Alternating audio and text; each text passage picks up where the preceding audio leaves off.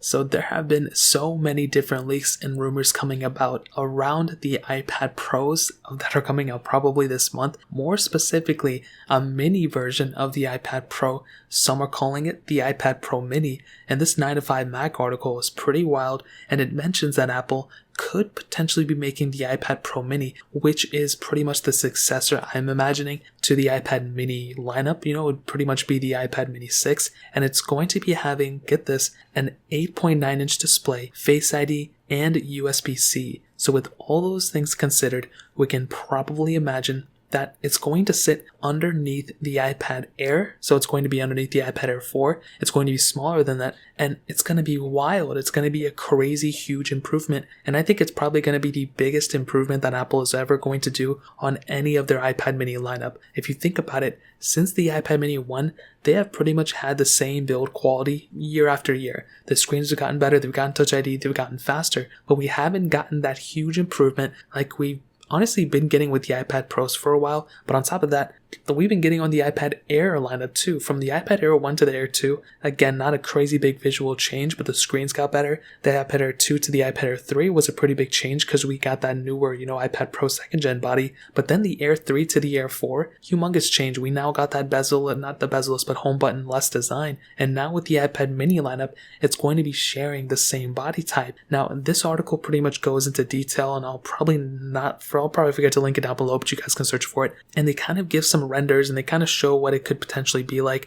It's going to be able to support Apple Pencil 2, so Apple's going to be able to pick up some money in that sense. It's going to have Face ID. It's pretty much going to be just like the iPad Air 4 and the iPad Pro 3rd and 4th generation, but without the 4th generation camera. And I think this is great. Apple is going to make a killing with this specific device. If it comes out now, some are saying that it's going to have that Apple A14 Bionic chip inside of it. I'm kind of 50-50 on it. I think it may actually have the last gen, so the A13 Bionic. I hope it has the A14, but it's looking like I just think it may have the A13. I don't know why. Something like the iPad Pro 3rd generation kind of vibe to it. But on top of that, the other big thing about this device is that if Apple were to sell it, this is a huge thing. I really hope they don't increase the price tag, but there is a possibility they may do it in order to justify, the improvement in the body and everything. But on top of that, this makes me extremely excited about what Apple could be doing with the iPad 9th generation or the iPad 10th generation. Because it is the cheapest iPad that Apple makes, I can only imagine that they're probably going to keep that same home button design